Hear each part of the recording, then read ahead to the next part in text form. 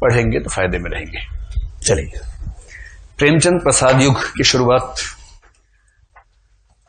1915 से 1936 आप मान लीजिए इसको।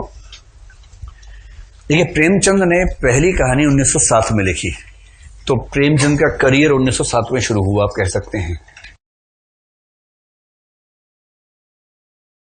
लेकिन पहले वो उर्दू में लिखते थे, हिंदी में नहीं। उन्होंने बचपन में उर्दू पढ़ी थी, उर्दू में ज्यादा अभ्यस्त थे, और 1907 से 1915 तक वो उर्दू में ही लिखते रहे और देशभक्ति से भरी कहानियां लिखते थे उस समय।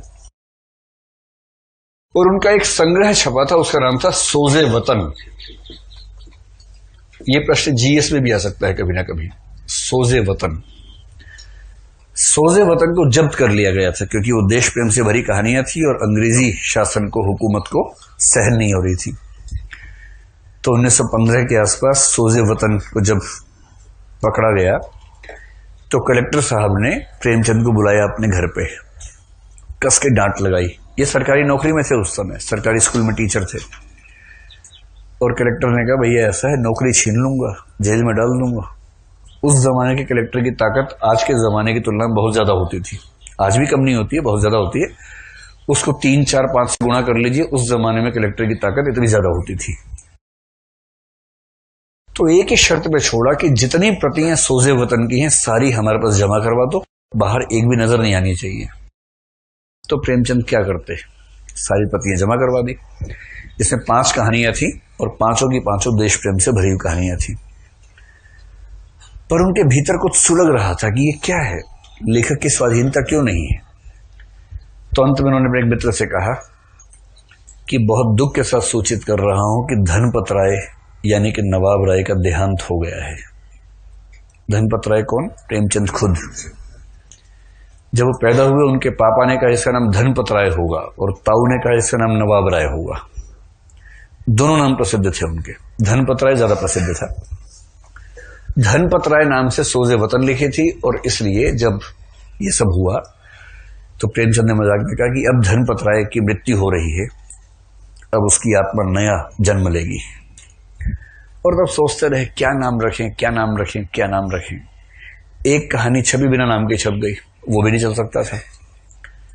अंत में एक मित्र के सुझाव पर उनका नाम पड़ा प्रेमचंद, और प्रेमचंद नाम से 1915 में उन्होंने एक कहानी लिखी साउथ नाम की, जिसको उनकी हिंदी की पहली कहानी मान लेते हैं। प्रेमचंद नाम से पहली कहानी नहीं है, हिंदी की उनकी पहली कहानी साउथ है। और इस दौर में वो प्रेमचंद के नाम से प्रसिद्ध होना शुरू हो गए थे। तो प्रेमचंद हिंदी कहानी की दुनिया में साउथ से शुरू करके 1936 में उनकी लगभग अंतिम कहानी है कफन। तो मोटे तौर पर प्रेमचंद का इतिहास समझना हो तो साउथ से कफन तक का इतिहास देखना पड़ेगा। और इस प्रक्रिया में लगभग 300 के आसपास कहानियां उन्होंने लिखी हैं। ठीक है, और इन 300 कहानियों को पढ़ना हो, जीवन में कभी ऐसी इच्छा हो आपके, तो मानसरोवर नाम से एक संकलन है 8 खंडों में, उसमें सारी कहानियां संकलित है मानसरोवर में। जहां तक जयशंकर प्रसाद की बात है, जयशंकर प्रसाद ने 1911 में कहानी लेखन शुरू किया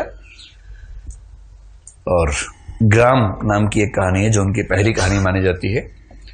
तो आप समझ सकते हैं कि दोनों का ही युग लगभग एक साथ शुरू हुआ है और इसलिए दोनों एकदम समकालीन है। और लगभग यही युग कविता में छायावाद कहलाता है, एकदम यही युग है छायावाद का भी।